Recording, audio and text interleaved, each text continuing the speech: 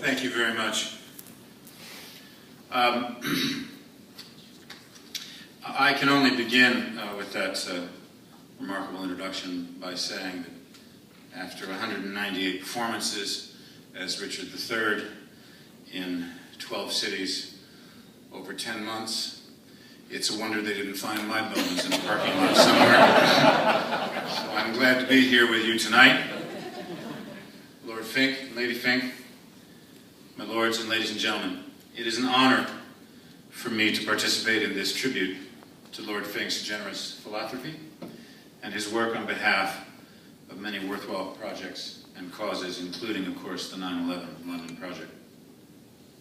We all remember where we were on that shocking and unforgettable day when terrorists flew their planes into the Twin Towers of the World Trade Center in a devastating, murderous attack on New York City, and in an attempt at the same to destroy the Pentagon, other buildings in Washington, and of course the remarkable heroics of that remarkable group of people on Flight 93. I wasn't in New York that morning. I was in California shooting a film.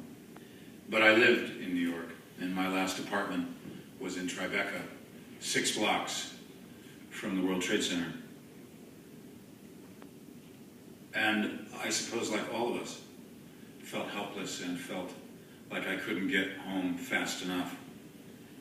And I think the way that New York responded, the way that our nation responded, and the way that the world responded, in many ways that were big ways, in many ways that were small ways.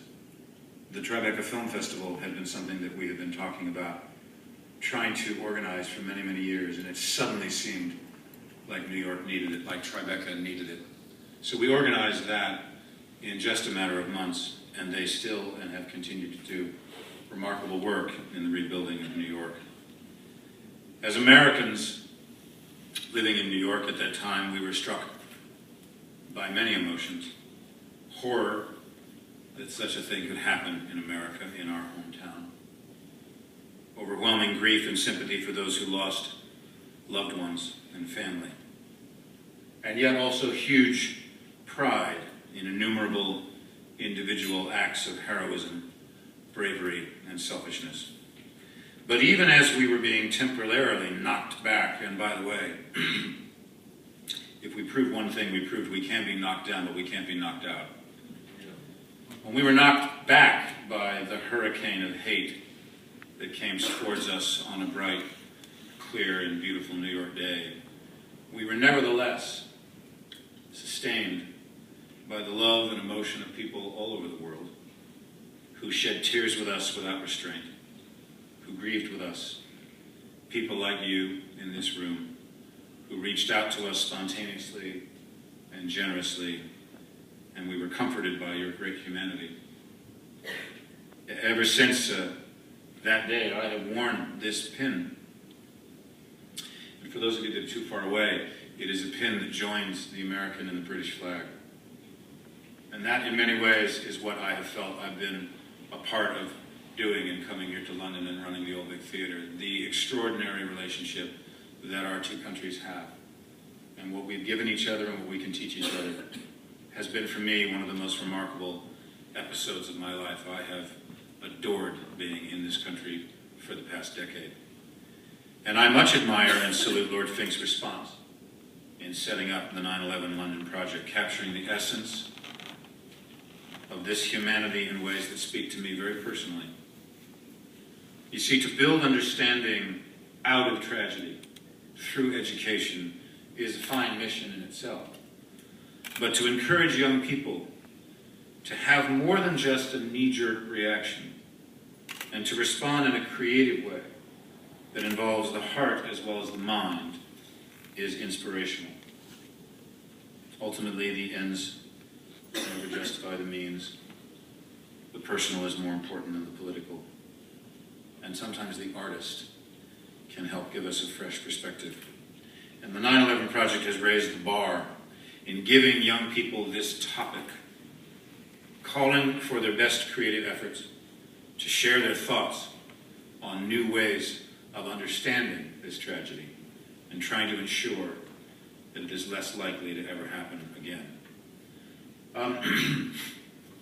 It's now my honor to have a chance to read you excerpts from the winning entry of this 9/11 competition, launched last year nationwide. 14 to 16-year-olds were asked to respond creatively to the question, how has the world changed since 9/11? And out of 400 entries, the winner was Georgina Hodgson of Chunli Community College in Devon, who wrote a series of emails to her closest friend who had moved to America and lost her life on 9/11. Dear Juliet, they say the sky burned red that night, and all the dust in the desert wasn't enough to fill the gaps left behind from the blasts. It covered everything, dust settling on the living and craters alike, a scar in New York's landscape that will last until the memorial lights shine in the sky above the city. Dear Juliet, I think everyone remembers where they were when the planes hit. It's that sinking feeling in the pit of your stomach when everything changes for better or worse. I know that my parents were terrified. After living through the Cold War, they knew that after 9/11, nothing was going to be the same again. We're so vulnerable, wherever we are. Everyone in the Western world who thought that they were so civilized and above violence suddenly realized that we were as close to it as the soldiers abroad. It may sound weird, but I couldn't comprehend what was being broadcast until Sam started to cry. I think that's when I realized it wasn't a film, that when your older teenage brother weeps openly, it can never be good. Dear Juliet, why you? Out of all the days you could have picked to visit New York, why was it the 11th? And you shouldn't have been there. But it's as the newsreaders say, collateral damage, flying shrapnel, or war wounds, however they dress it up in fancy words. I think that's how those men changed the world, not with explosions and security, but with the small things, the small facts of life, that there are nearly 3,000 people who will never come home again.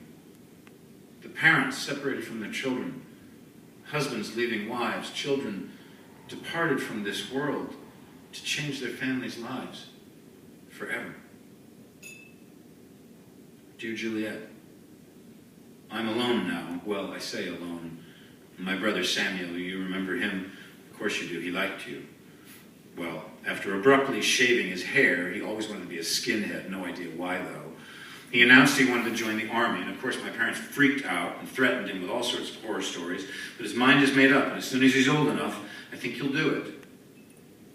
He was always sweet on you when he stayed with us. I think that's part of it.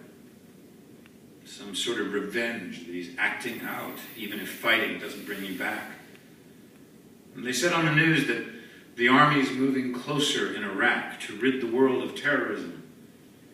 I don't know how you can prevent something like this from happening again, but I suppose we can try. Apparently, justice will prevail for those who died, and that America will not rest. But do two wrongs make a right? To Juliet, something new happened today. Sarish, the Muslim girl who was in your form and was one of your best friends, was attacked by 4 boys. They said her religion was the cause of all the hurt in the world and she would burn in hell. Why is it that all religions speak of peace and harmony when there are some completely nutty people out there defying their leaders to bring peace to their countries? Dear Juliet, I went to New York and saw your memorial today. Heck, it's taken this long just to clear the rubble. We We traveled as a family for the last time last week as this whole catastrophe has driven us apart at the seams, even though as a nation we grow closer. Sam came with me home from his tour of duty, brown as a nut. I think that if you'd never moved, you and he may have grown closer. I ran my fingers over the metal and cried for you. 10 years on, we still remember those lives lost, and I don't think we'll ever forget. Dear Juliet, I think I must stop writing to you now. Yes, this will be my last email. It's given me solace, though, writing every so often like this. However, I know that this will never be read, and that hurts me. The fact that you'll never reply again with quirky signatures that will make me laugh, or with queries about advice, it's painful for me to think about. I have to let you go, even though I know you were never mine to keep. These letters will sit forever in your mailbox. And I'm sorry for that. I wish that we'd had more time together, for us to grow up together. The hijackers wiped out that hope and your life from this planet. The world has changed, but you'll stay forever in my memory. Hope that there are good people in this world, the ones who stay behind and clear up afterwards. I will never forget you. Love you forever. Cassie. Thank you very much.